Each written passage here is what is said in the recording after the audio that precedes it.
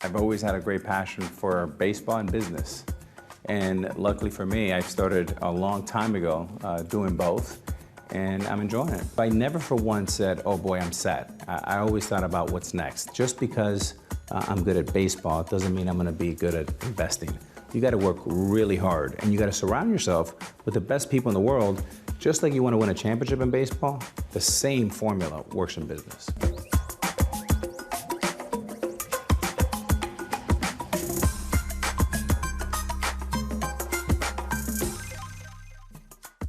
A lot of labels come to mind when thinking of Alex Rodriguez: athlete, Yankee, all-star, champion. But these days, A-Rod is thinking about building a different kind of legacy, one as a world-class investor.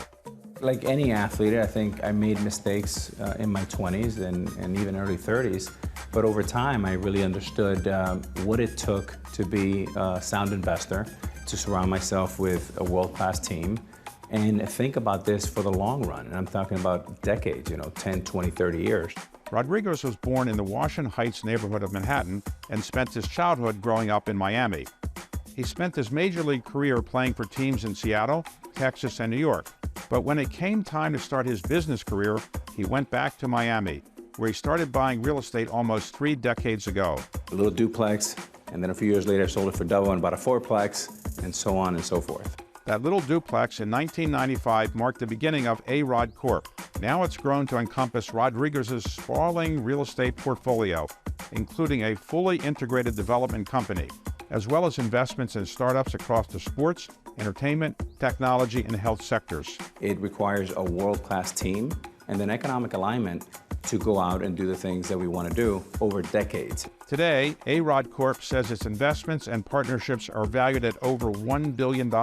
And the man himself recently added NBA owner to his resume when he bought a stake in the Minnesota Timberwolves. While I like home runs and grand slams in baseball, at A-Rod Corp here we shoot for singles and doubles, and we definitely never want to strike out. So most great baseball players, when they retire, they spend most of their time signing autographs or doing things around baseball. You have been doing something quite different. You have created a whole new world for yourself in the investing world, including investing in a sports team that you now own a very significant stake in, the Minnesota Timberwolves. So what is it that drives you to try to become a very, very wealthy investor as well as a very successful former baseball player? Ever since I was 10 years old, watching baseball with my father, I like the two Bs. I've always had a great passion for baseball and business. And luckily for me, I started a long time ago doing both, and I'm enjoying it. So when you're a Major League Baseball player, you set many records. We'll talk about that in a moment. But one of the records was the most Grand Slam home runs in history. Before that, it was held by Lou Gehrig, and I think you had 25 Grand Slams, which means that the bases are filled when you're at bat and you hit a home run, for those who aren't baseball fans. So is there more pressure hitting a grand slam to try to win a game or making an investment decision when you've got hundreds of millions of dollars at stake? Oh, without a question, the latter.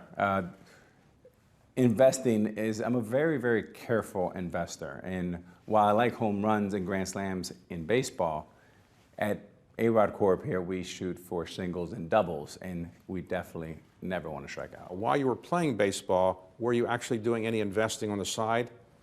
I started my investing career probably in my early 20s when I was in Seattle, but I started very, very small. I started with a duplex out of Miami, right by where the Miami Heat play in Biscayne. And it took a $48,000 down payment. I sold a watch because I didn't want it to go into my savings, and did a little autograph show, and that was my $48,000 down payment, and off we went. A little duplex, and then a few years later I sold it for double and bought a fourplex, and so on and so forth.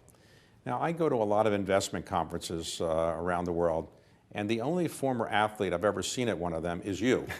And a couple times I saw you at a JP Morgan conference, and I said, what is he doing here? And people said, well, he's really learning the investment business. I said, but he's taking notes. I mean, nobody takes notes. He's actually taking notes. It's funny, David, when I played baseball for the Texas Rangers around 01, 02, 03, I would go home after the games, and my teammates would make fun of me all the time. They're like, why do you watch so much baseball? So I was always a study guy, right? And I wanted to do my due diligence, even when I was playing. I remember I would get home and I would watch all the West Coast games because they were still going on, the Dodgers, the Oakland A's, the Giants, the Mariners. And the reason why I was doing that is if I was facing you next week, I wanted to watch every pitch, every tendency, and I had binders. And I would sit there and take notes. If I'm facing David Rubenstein, I'm gonna watch him and take my notes. So when I faced you next week, I was ready to go. I've taken that same discipline and studying and surrounding myself with great people into the business world. Okay, so there's a prejudice against me and a prejudice against you. If you were a Jewish private equity person, people will assume you might be reasonably intelligent but not a great athlete. If you're a great athlete, people might assume you're not all that sophisticated when it comes to finance. When you talk to people in the financial world, are they surprised at how much you actually know and how you can talk the same jargon that I can talk? A little bit, and you know, I have two daughters, Natasha and Ella, 18 and 14, and I tell them the same thing. You're females, and people are going to underestimate you, and I think you can use that as a competitive advantage. But the one thing I know is for sure, nothing comes easy. You talked about my Grand Slams, 25 of them, and I'm very proud of that. I'm proud of the World Series. But what people don't talk about, I'm also fifth all-time in the history of strikeouts. That means there's only 4 people in the history of mankind that have struck out more than me. One of them is Reggie Jackson, so I kind of like that, have bragging rights. So the point is, like, it takes time, it's methodical, it requires a world-class team, and then economic alignment to go out and do the things that we want to do over decades. Not just one deal, not just 2 years. You've seen many people in sports come and have a big year or 2 years, but the Cal Ripkens, you talked about Brooks Robinson, Willie Mays, it takes decades. So let's talk about your baseball career. So after a number of years at the Seattle Mariners, you had a contract that was offered to you by the Texas Rangers.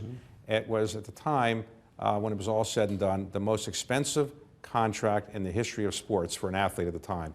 It was 10 years, and it was $252 million. So did you say, wow, and I don't deserve that much? You say, how come I didn't get a little more? No, I definitely said, wow, and I couldn't believe it. It was overwhelming, and I was just 24 years old, and I didn't know what to think.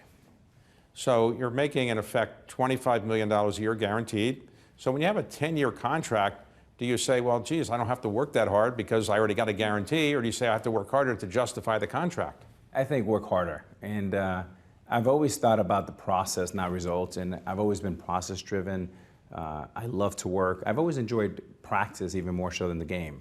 So I never for once said, oh boy, I'm set. I always thought about what's next. How do we give Tom Hicks, our owner, who gave me all this money, who believed in me, how do we give him a great ROI? And that's what I thought about every night before I went to sleep. So eventually, after a number of years, very successful years there, you get traded to the New York Yankees, a team you wanted to play for, right? So you play for the New York Yankees, and then the New York Yankees, at one point, you're able to opt out of your contract. You opt out, and the New York Yankees sign you for a contract of $275 million for another 10 years, right? More or less. You're making me blush. So that's a lot of money. So many times when you see professional athletes making large sums of money, they tend to not spend a lot of time thinking about what they're doing with the money. They spend it on a lifestyle, and when their career's over, they don't have that much left. So you obviously weren't in that category. I assume you were not spending all your money. Well, look, like any athlete, I think I made mistakes in my 20s and even early 30s.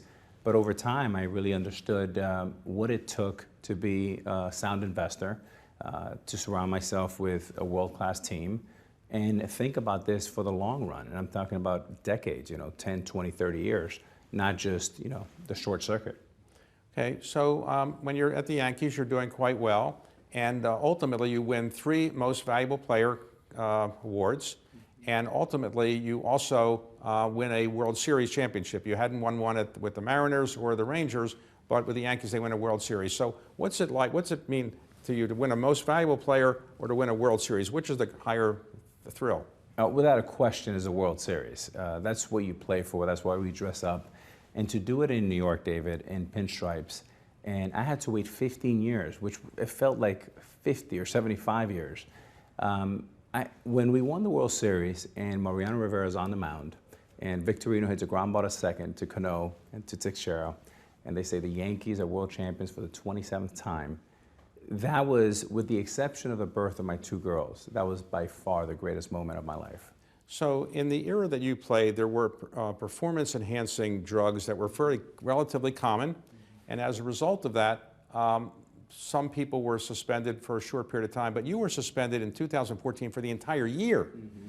Nobody else ever got anything like that in terms of a year suspension. You accepted it, you didn't appeal it or anything like that. So how difficult was it to do that in that year, to just sit home for a year and not play?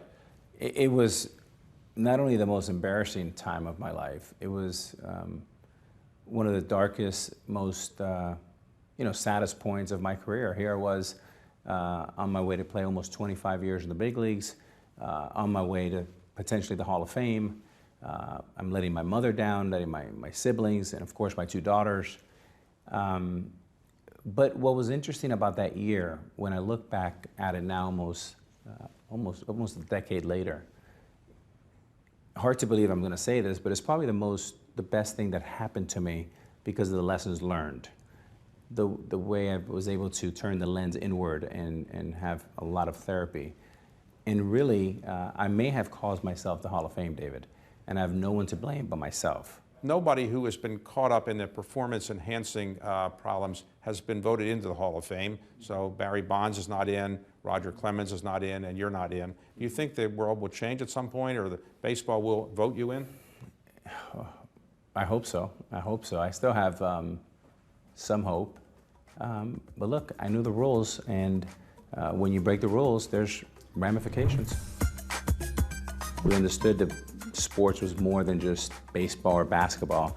That is this kind of 360 media, entertainment, sport enterprise.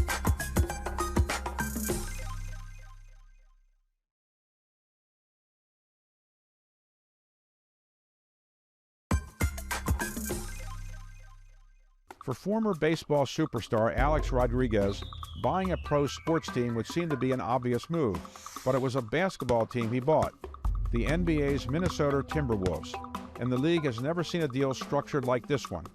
A little less than 2 years ago, Rodriguez and e-commerce billionaire Mark Lurie agreed to buy the Wolves and the WNBA's Lynx for $1.5 billion. But owner Glenn Taylor didn't give up control right away. A-Rod and Lurie initially bought 20%, and last December exercised their option to buy another 20%. By March 2024, they plan to buy at minimum another 40% of the team, at which point they will become the primary owners of the franchise. Was it a good deal for A-Rod? In February, Mark Lasry agreed to sell his stake in the NBA's Milwaukee Bucks in a deal that valued the team at $3.5 billion. Meanwhile, Sportico estimated the value of the Timberwolves to be $200 million more than what A-Rod and Lurie agreed to pay, $1.7 billion. And that was before the Bucks deal. So, using the language of A-Rod's other sport, he may have knocked it out of the park. Well, recently you did a deal that was a little bit bigger than a $48,000 down payment on a duplex. What it is that you agreed with a partner to buy the Minnesota Timberwolves and the Lynx, the female team as well, for a price that was considered at the time a pretty good price. Today it might seem a little cheap, but pretty good price. It was $1.5 billion. So why would you want to buy a team in a sport that you're not as famous for? Why not buy a baseball team? Well, it's funny you say that. One of the guys that I loved growing up, who's now a friend and a mentor, is Magic Johnson. And we often laugh about that. He was a basketball legend, and he owns a baseball team with the Dodgers. And I played baseball for so many years, and I own a basketball team. The truth is, we tried to make a run at the Mets, and we had a hell of a run. And we came second to Steve Cohen, who's doing an incredible job. And then we kind of, one door shut, and this door opened. And Mark and I, my partner, Mark Lurie, we moved very quickly. Within 7 days, we understood all the levers we can pull. We understood that sports was more than just baseball or basketball. That is this kind of 360 media, entertainment, sport enterprise. So once we saw the Mets deal, that fell apart, we were able to move very quickly, shake hands almost within 7 days with Glenn Taylor, and the rest is history. So usually when somebody buys a sports team, they buy either 100% of it or whatever they're going to buy, they buy it on one day. You're doing it on kind of the installment plan. You bought Initially, you put down, I think, $250 million or $300 million to buy 20%, and then recently another $300 million or $400 million to buy another 20%. Now you have the remaining 60% you're obligated to buy, or 50%. Is it? You own 40% now, right? Yes. And you have an agreement where you're going to buy at least another 50% to give you 90%, more or less. Is that right? Plus or minus, yeah. So why did you do it that way as opposed to say, here's all the money at once, or did you need to go raise the money, which is nothing wrong with doing that? Yeah. So David, it was an interesting time. It was right after COVID. And when you looked at the trailing 12, you had 30 arenas basically empty. And then the bubble happened in Disney. And I really, kind of the art of the deal here was the price wasn't negotiable and terms were. And what we saw, which turned out to be a beautiful thing for Mark and I, my partner, that Glenn Taylor would be the managing partner for another 2.5, 3 years. And as we pay these installments, not only do we get to learn from Glenn, but it turns out that I would advise this for any ownership, where they don't just hand you the keys to the kingdom. You get to learn under someone like Glenn and Becky Taylor that have been doing it for almost 30 years. And it's just been a beautiful partnership, and the transition has worked out very well. So many times in the investment world, you see people making a good deal, and once they make a good deal, people say, well, you should do another deal. Today, the deal you've done with the Minnesota Timberwolves seems to be, from the outside, a very, very attractive deal, because recently a team was sold for $4 billion, the Phoenix Suns, and another team, a partial sale at roughly, I think, a $3.5 billion valuation. You bought a team for about $1.5 billion. So 1.5, 3.5, $4 billion, you seem like you have a pretty good deal there. So are you thinking of doing more deals, or people calling up and saying, I'll give you some money to invest? We have a lot of phone calls, inbounds, that some we take, some we don't. There's a lot of great friends, titans like yourself in the industry, that are intrigued about sports. They're intrigued about our deal, about the structure. But what people don't talk about, David, is it took me 25 years to get to a deal like that. My partner, Mark Laurie, has been one of the greatest entrepreneurs in e-commerce for the last 25 years. And we've both have worked hard, and it was kind of the perfect storm for us. And again, I think at the time it was a very fair price coming out of COVID. We didn't know if COVID was going to last 2 years or 5 years or forever. I mean, it was a very scary time, and we stepped up, and it's worked out well. Now, we're also not sellers. So, you mentioned some really big and fancy numbers, but we want to have this asset for generations and generations. So you live in Miami. The team is in Minnesota, so you obviously like M as a letter, but you have to go all the way to Minnesota to watch the games and go around the country. Is that a bit of a pain because it's not in your hometown? Well, we have that in common. I'm on the plane a lot, and I try to go to at least half the home games. When I sat down with some of my friends and mentors, like the Jerry Joneses of the world, Jerry Reinsdorf, Robert and Jonathan Kraft, the one thing they talked about from the get-go is, Alex, this can't be a hobby. This has to be a lifestyle. If it's not that, do not get into it. You must be at games. You and your partner, Mark Laurie, have to be at games and be engaged and think about customer service first. Your partner, Mark Laurie, started Jet.com, which he sold to Walmart for a pretty good price, and he's well known in the business world. How did you get to know him? So we were introduced by a mutual friend, and he was introduced to me as the Walmart guy. And I was like, well, that's great, but I'm not sure I really want to meet the Walmart guy. And when I met him, he was exact opposite. But what's great about Mark is we have a lot of things in common. We're both New Yorkers. We both come from single mothers, very strong mothers. Both have 2 daughters. And everything, we're very complementary in set of skills. Everything that I'm terrible at, and that's a long list, he is incredible. And then some of the experience that I have in sports over the last 30 years complement his set of skills. The one thing that I always remember about Warren is, he said, Alex, the 2 rules of investing are, 1, never lose money, and number 2, don't forget rule number 1.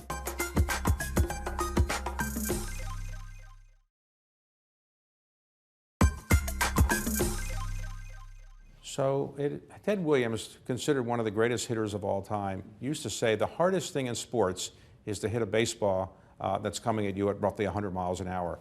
Do you agree that that's one of the hardest things to do in sports? I agree, and I think hitting, and Warren Buffett talks about, kind of staying in your circle of competence in the batting batting zone.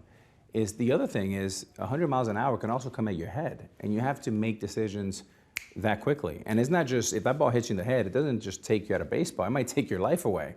So I feel in many ways, when I think about my business career, I've been trained for 30 years to do what I'm doing today.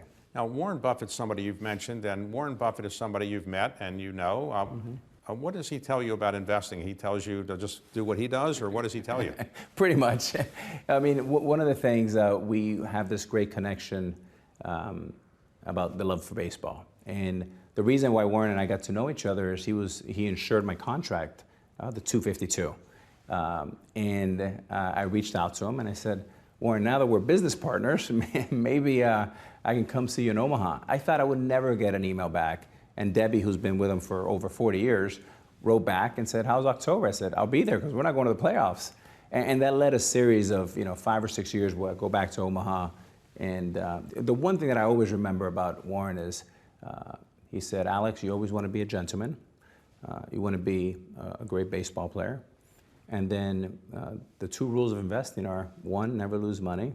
And number 2, don't forget rule number 1.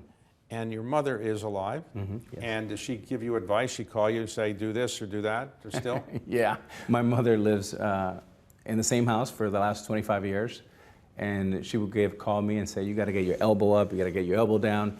Now she says, why are you investing in real estate? You should be investing in basketball or baseball. She's always giving me some advice. Well, let's suppose I gave you $100,000 today, and I said, I don't want to lose $100,000. Where should I put that $100,000? Where would you put it? I would keep it in T-bills right now. I would not do anything. Okay. Everything to me is still kind of very expensive. So the best investment advice you ever got was from Warren Buffett, or from whom? I think so, and really kind of sticking to your circle of competence. And Warren always talked about, Alex, go out and buy the greatest businesses you can with the best management team and pay a fair price. Don't buy an average business and pay a great price. And what is the biggest investment mistake that you think people make, generally, when you look at other investors? What do you think the biggest mistake is? They get caught up in some phenomena at some point? What do you think is the biggest mistake that you observe people making? I think for the most part, I can speak about athletes. If athletes replace the word business manager with investment banker and make sure he was a good one, and then have some economic alignment. So, David, if you were my investment banker, I would say, look, I'm going to give you $10. I'm going to pay you nothing. However, if this $10 over time gets to 110, I'll give you 10% of the 100 profit, and then you walk away with $10. I think more of that, some simplicity, some alignment, right, would be very helpful. And the other part is, a lot of people overestimate their ability. Just because I'm good at baseball doesn't mean I'm going to be good at investing. You got to work really hard, and you got to surround yourself with the best people in the world. Just like you want to win a championship in baseball, the same formula works in business. Your incredible career, investment career, baseball career, now sports ownership career, what is it that you're most proud of having achieved? David, my life changed when my father left us at the age of 10. And I remember watching my mother go through all the pain and torture of having to raise 2 kids in a very tough environment. I made a promise to myself that I said, dear God, if I ever get an opportunity to be a father, it was a little prayer that I said, I'm going to make sure that I'm a present father, and that's my #1 responsibility in life. So I think when it's all said and done, my fatherhood to my girls is probably the most important.